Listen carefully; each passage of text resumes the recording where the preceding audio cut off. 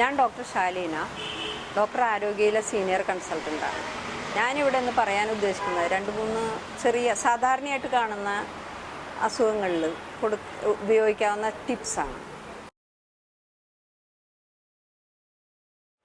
സാധാരണ ചെറിയ കുട്ടികളിലും വലിയ ആളുകൾക്കും ചുമ ഉണ്ടാവാറുണ്ട്. പക്ഷെ ചെറിയ കുട്ടികളിൽ ഉണ്ടായി കഴിയുമ്പോൾ അത് കുറേ കൂടി ബുദ്ധിമുട്ടായിട്ട് നമുക്ക് തോന്നും.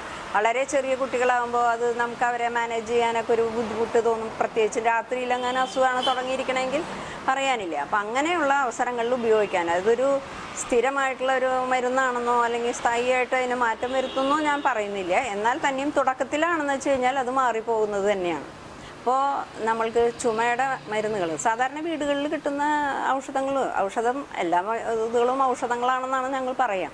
അപ്പോൾ ചില ഇലകളുണ്ട്, പ്രത്യേകിച്ചും ഈ തുളസിയുടെ ഇല, പനിക്കൂർക്കയുടെ ഇല, ചുവന്നുള്ളി, ചെറിയ ഉള്ളിയാണ് ഉദ്ദേശിക്കുന്നത്, സവോളയല്ല, ചുവന്നുള്ളി, പിന്നെ ആടലോടകത്തിൻ്റെ ഇല, വെറ്റില, ഇങ്ങനത്തെ ഇതുകളെല്ലാം നമ്മൾ ഇത് വാട്ടിപ്പിഴിയാനായിട്ട് എടുക്കാറുണ്ട്.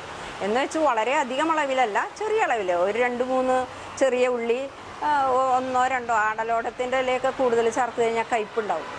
അപ്പോൾ ചെറിയ കുട്ടികൾക്ക് കയ്പ് അത്ര ഇഷ്ടപ്പെടില്ലല്ലോ. അപ്പോൾ 1-2 ഇല എടുക്കുക, കഴിയുന്നിടത്തോളം ഇത്തിരി അധികം മൂക്കാത്തതും അധികം തളിരല്ലാത്തതുമായിട്ടുള്ള ഇലകൾ എടുക്കുക.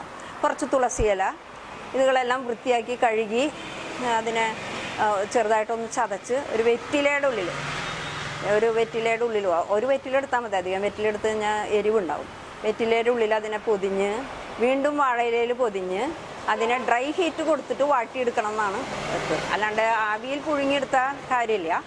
നല്ലത് ഡ്രൈ ഹീറ്റ് കൊടുത്തിട്ട്. പണ്ടൊക്കെയാണെന്ന് വെച്ച് കഴിഞ്ഞാൽ അടുപ്പിൽ കനലിൽ പൂഴ്ത്തി വെച്ചിട്ട് ചുട്ട് അങ്ങനെ വേവിച്ചാണ് എടുക്കാറുള്ളത്. ഇപ്പോൾ അതിനുള്ള സൗകര്യം വളരെ കുറവാണല്ലോ. അപ്പോൾ ചപ്പാത്തിക്കല്ലോ അങ്ങനത്തെ എന്തെങ്കിലും സാധനത്തിൽ ചൂടാക്കുന്ന ഒരു ഡിവൈസിൽ എൻ്റെ മുകളിൽ വെച്ചിട്ട് ഒരു പാത്രം കൊണ്ട് അടച്ചു വെച്ച് കഴിഞ്ഞാലും ഇതേപോലത്തെ ഒരു ചുട്ട് എടുക്കുന്ന അവസ്ഥയിൽ സാധനങ്ങൾ വാടി കിട്ടും.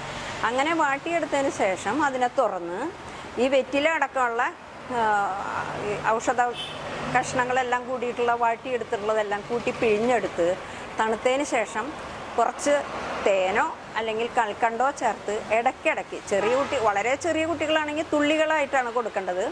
ഇടയ്ക്കിടയ്ക്ക് ചെറിയ കുട്ടികൾക്ക് തുള്ളികളായിട്ടോ കുറച്ചും കൂടി വലിയ കുട്ടികൾക്ക് 1/2 ടീസ്പൂൺ 1/4 ടീസ്പൂൺ അങ്ങനെയുള്ള അളവുകളിലോ ഇടയ്ക്കിടയ്ക്ക് കൊടുക്കണം. കഴിയുന്നിടത്തോളം ഒരു അരമണിക്കൂർ 1 മണിക്കൂറൊക്കെ ഇടവിട്ട് കൊടുത്തു കഴിഞ്ഞാൽ വളരെ നല്ലതായിരിക്കും.